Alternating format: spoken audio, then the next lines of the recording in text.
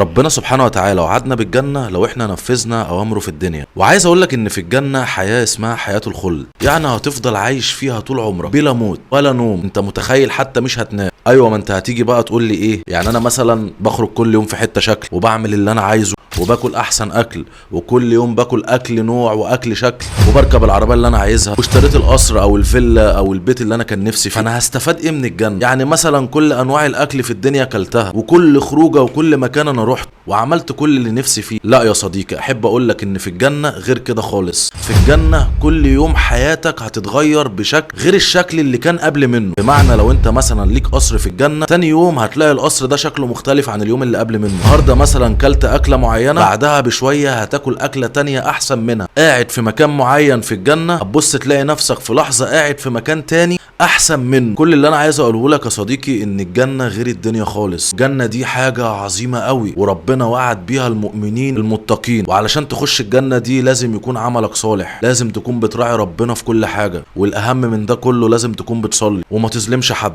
عايز اقول لك ان سيدنا محمد وصف الجنه بانها حاجه عظيمه قوي. صلي على النبي في الكومنتات وشير الفيديو علشان غيرك يستفيد.